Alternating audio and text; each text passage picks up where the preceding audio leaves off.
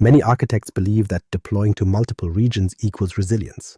They assume that if region A goes dark, region B simply picks up the slack.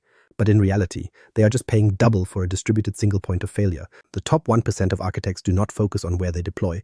They focus on how the system behaves under pressure. If your failover requires a manual meeting or a functioning control plane during a blackout, you do not have a plan.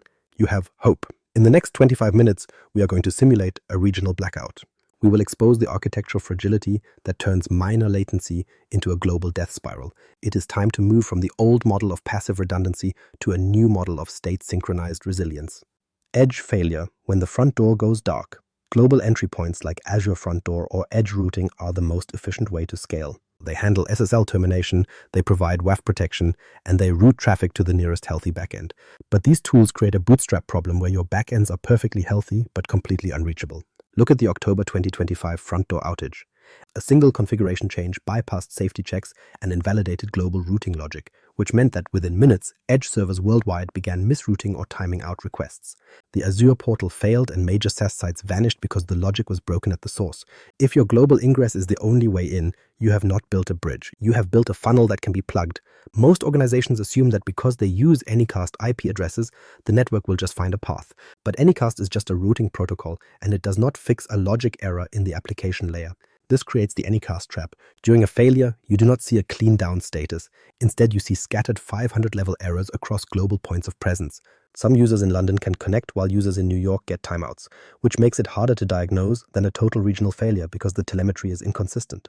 Your monitoring might show the backend is at 0% CPU, but that is only because no traffic is reaching it. To survive this, you need multi-path management. You cannot rely on a single global edge proxy for 100% of your traffic. The new model uses secondary DNS-based failover.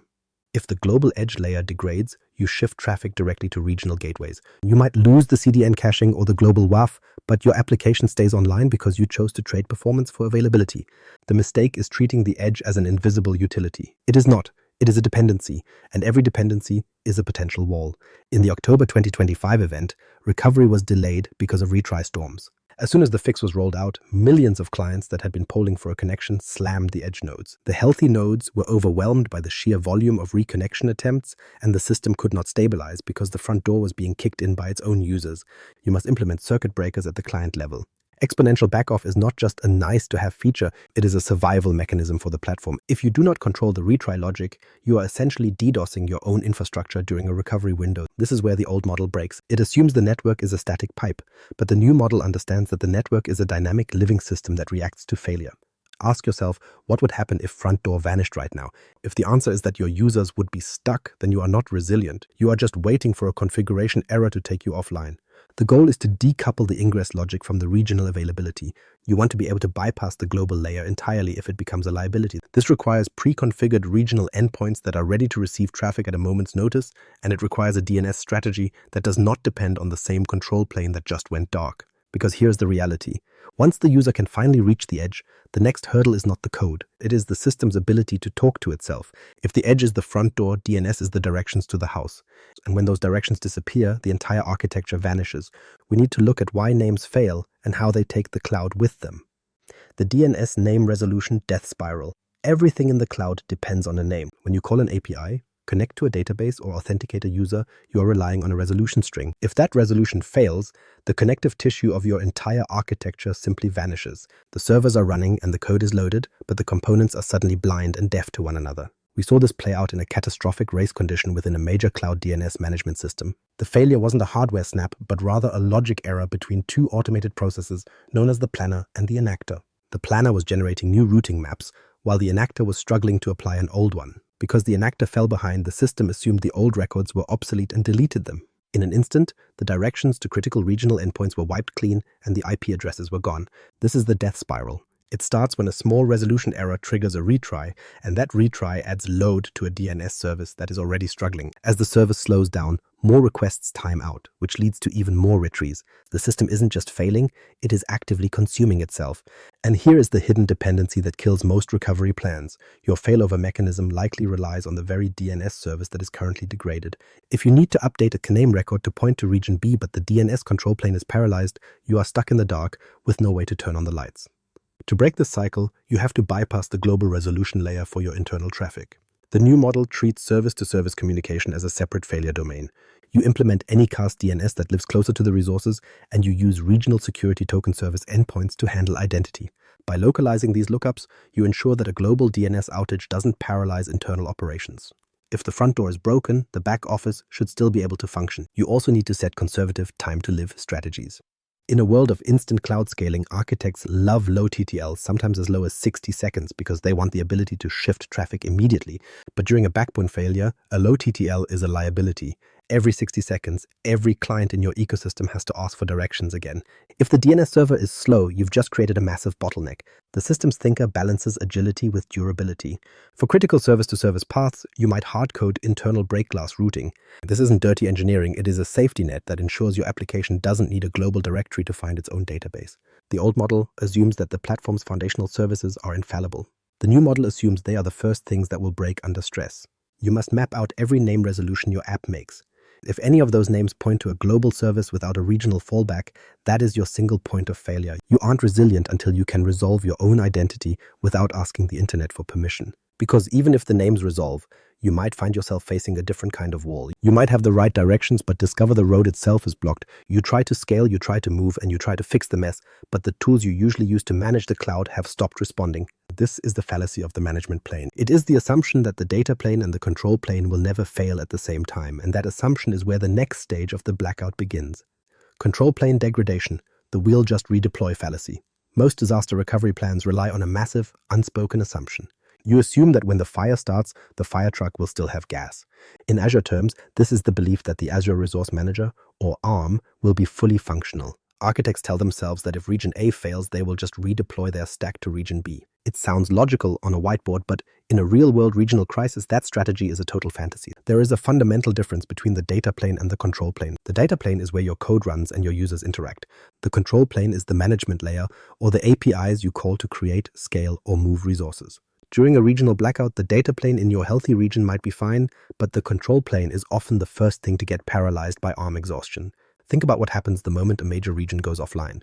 Thousands of companies simultaneously trigger their recovery scripts, and every automated system on the continent starts hitting the same management APIs at once.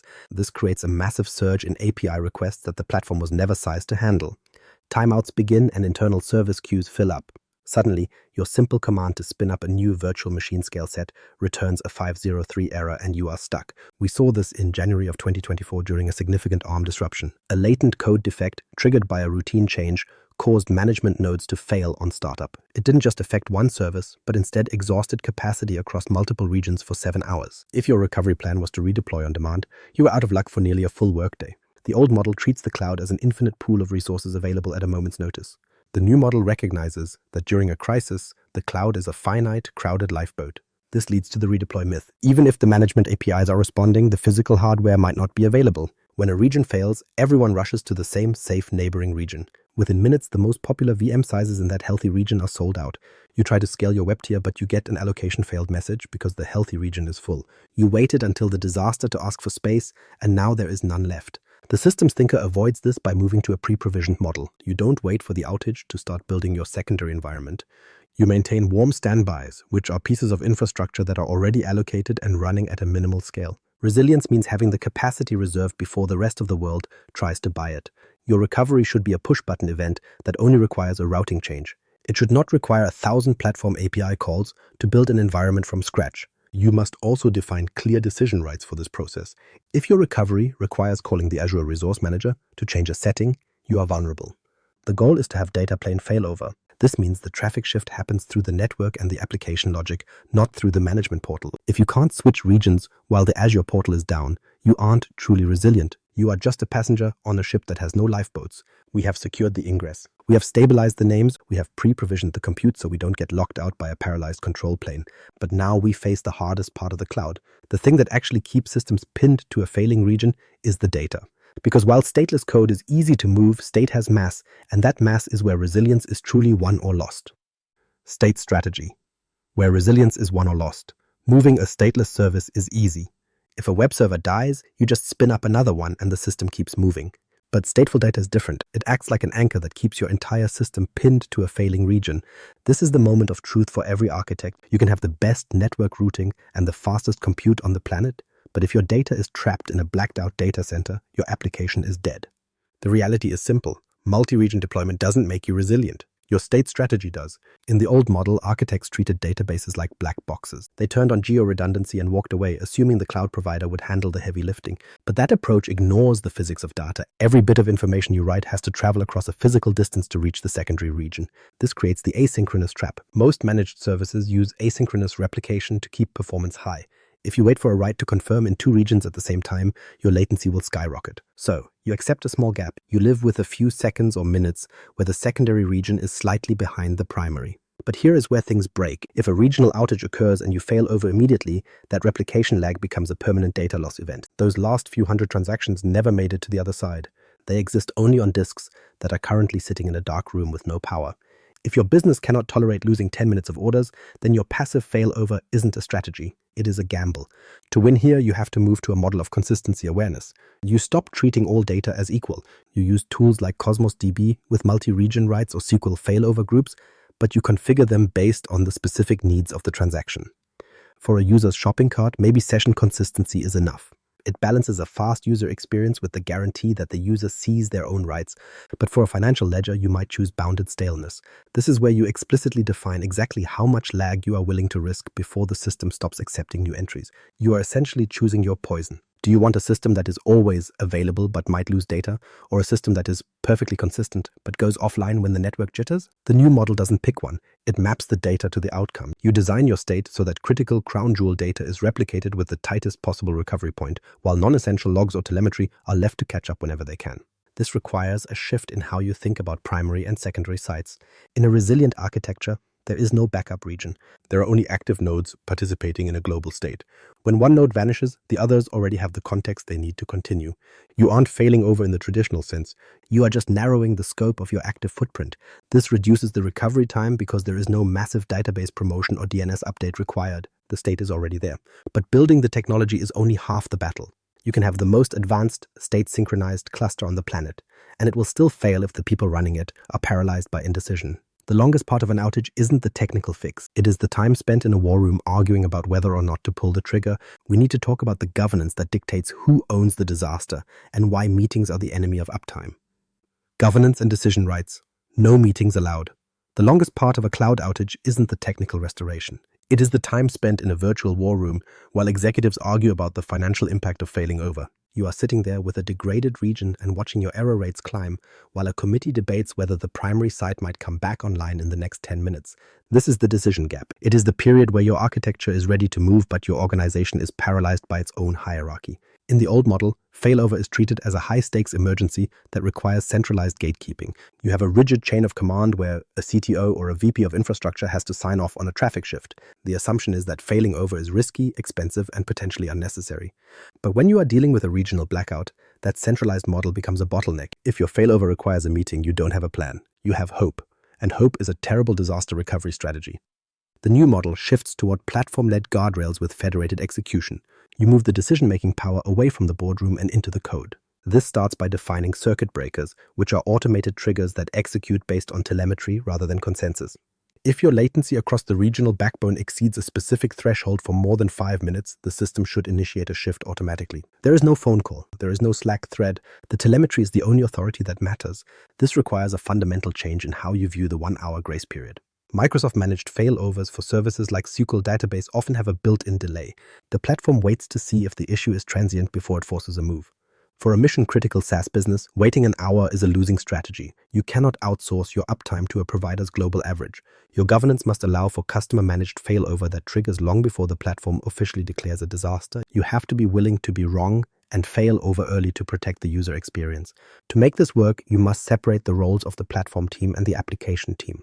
The platform team provides the approved patterns, such as the pre-provisioned networks, the identity silos, and the replication logic. They build the how, but the application team owns the when. They own the runbook and the execution. When the metrics hit the red zone, the app team has the predefined right to pull the trigger without asking for permission. This federated ownership ensures that the people closest to the workload are the ones driving the recovery. You are essentially building a system of trust. You trust the telemetry to detect the fault, and you trust the automation to execute the shift. This removes the human ego from the equation. It stops the second guessing that happens during a crisis. In a resilient organization, The war room isn't for deciding if you should fail over. It is for managing the fallout after the automation has already moved the traffic. You are managing the incident, not the infrastructure. Because here's the truth. A governance policy is just a piece of paper until it is tested under load. You can have the most decisive leadership in the world, but if your scripts have dormant bugs that only appear when the network is screaming, your governance won't save you. You have to prove that the technology and the people can handle the pressure. You have to move beyond the diagram and into the chaos. Testing like you expect it to break. Architectures never fail when they are just drawings on a whiteboard. They fail in production because of dormant bugs, which are logical flaws that stay hidden while your system is healthy. These bugs wait for the exact moment your network starts screaming to reveal themselves. You might believe your failover group is configured perfectly, but if you haven't tested it under a real load, you don't actually know if it works. Right now, you just have a theory. This is why the new model focuses on chaos engineering and scheduled game days. You shouldn't wait for a massive regional blackout to discover that your secondary region lacks the quota for your web tier. Instead, you should intentionally sever your primary connections and simulate a total backbone collapse. You do this on a Tuesday morning when your best engineers are caffeinated and ready to respond, rather than at 3 a.m. on a holiday weekend when everyone is asleep. During these drills, you have to measure your actual recovery time against the targets written in your paper policy. If your official policy says 15 minutes, but the actual failover takes 40, you need to find where the friction is hiding.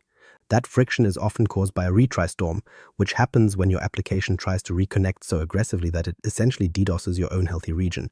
If you haven't validated your exponential backoff settings, your failover won't actually save you. It will just move the outage to a different set of servers.